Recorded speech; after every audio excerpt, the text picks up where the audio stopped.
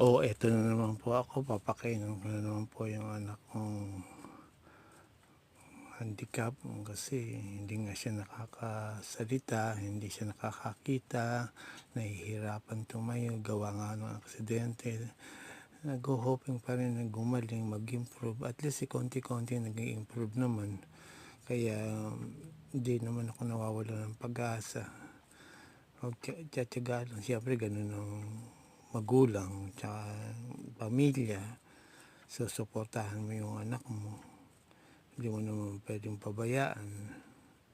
6 nga sila pero siya yung nagkaganyan kaya siya ang kailangan ng kalinga. Tinitingnan ko rin naman yung mga anak ko, yung iba nga nagseselos, eh.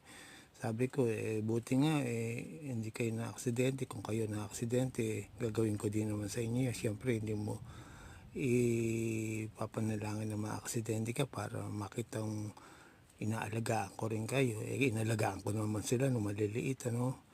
Ito lang ang nangangailangan ng tulong kaya inaanuhan namin siya, ano ba yung asistihan o tinutulungan.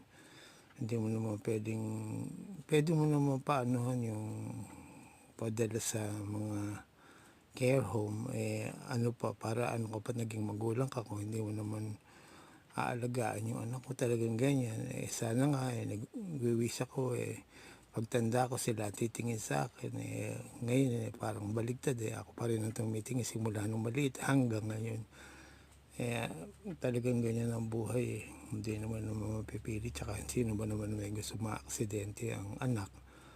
Buti nga nabuhay, ilang buwan siya, 3 buwan siya sa coma. Kaya nagpapasalamat pa rin ako't buhay kaysa ilibing mo. 'Di ba, napakasakit noon. Kaya inaano nga ng mga doktor, tanggalin na yung plug. Sabi ko too soon. Kaya nag-aano ako, nananalangin ako na gigising siya. Gumising siya bago mag-birthday niya. Kaya malaking bagay iyon. Tsaka yun, noon dinala nga namin sa facilities, hindi naman nag-i-improve kaya ni-request namin na dito na lang sa bahay kami na lang ang mag-aalaga, kami na lang ang titingin sa kanya.